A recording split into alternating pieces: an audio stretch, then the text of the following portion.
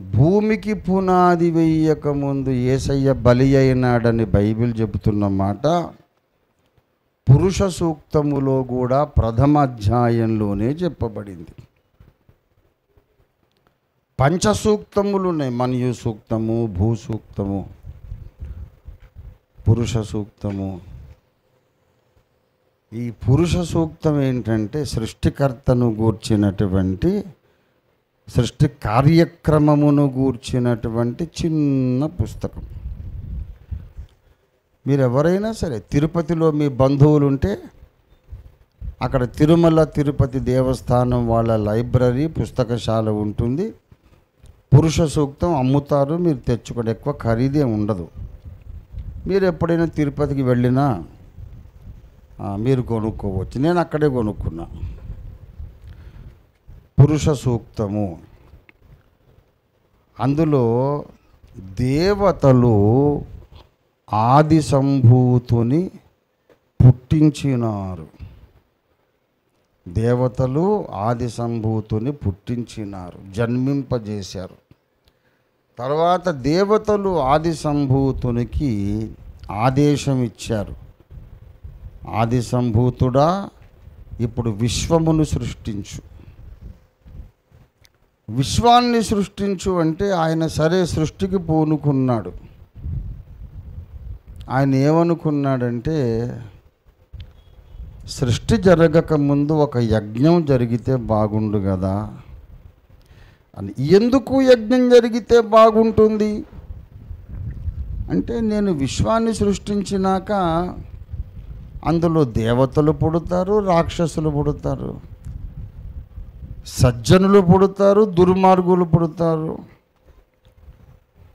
అన్ని రకాల నేరాలు, ఘోరాలు, పాపాలు, పుణ్యాలు అన్నీ జరుగుతాయి.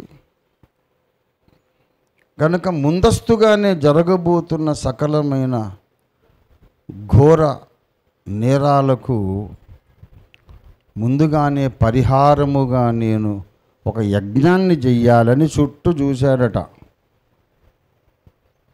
పురుష సూక్తంలో రాయబడి ఉంది ఈ మాట. చుట్టూ చూస్తే ఒక మేక దొరకలేదు.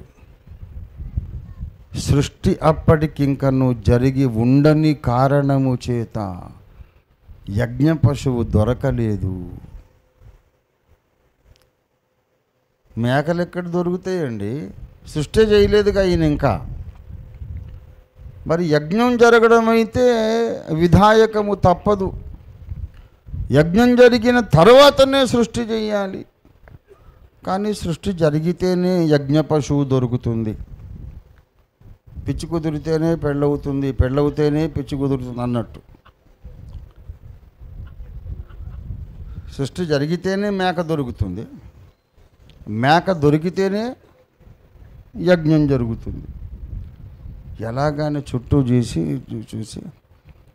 ఏ మేక లేదు కనుక ఇప్పుడు నేనే మేకనైపోతా, నేనే యజ్ఞమైపోతాను అనుకొని ఒక కత్తి తీసుకొని ఆది సంభూతుడు విరాట్ పురుషుడు తన మెడ తానే నరుక్కున్నాడు.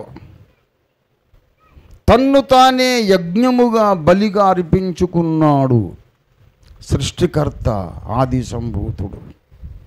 ఇది పురుష సూక్తములో వ్రాయబడింది. తర్వాత మరి తలకాయ నరికితే అవతల గిరిపడింది. మరి ఇప్పుడు సృష్టి ఎవరు చేస్తారు? ఆయన దేవుడే గనుక మరలా ఆ తలను తానే అతికించుకొని బ్రతికి పునరుద్ధానుడై తాను జరిగించినటువంటి ఆ యజ్ఞములోని పుణ్య ఫలము మీద ఆధారపడి ఈ సకల బ్రహ్మాండమును సృష్టించినాడు అని పురుష సూక్తం చెబుతున్న సృష్టి కథనం. బైబిల్ అదే చెప్పింది. ఆయననే మేము యేసు ప్రభు అని పిలుస్తున్నాం. దేవునికి స్తోత్రం కలుగునుగాక. ఆయనను రక్షకుడని మేము పిలుస్తున్నాం. ఆయనను రక్షకుడని లోకానికి ప్రకటించి పరిచయం చేస్తున్నాం. ఇంకా జరగని పాపాల కొరకు ఎలాగ జరిమానా చెల్లిస్తాడు అని వెటకారం చేశారు కదా. ఎలా చెల్లిస్తాడంటే పురుష సూక్తములోని ఆది సంభూతుడు చేసినట్లు యేసయ్య చేశాడు. వాస్తవానికి పురుష సూక్తం చెబుతున్న ఆది సంభూతుడు ఇంకెవరో కాదు, మరియ కుమారుడైన యేసయ్య ఆది సంభూతుడు. దేవునికి స్తోత్రం కలుగును గాక. హల్లెలూయా, హల్లెలూయా.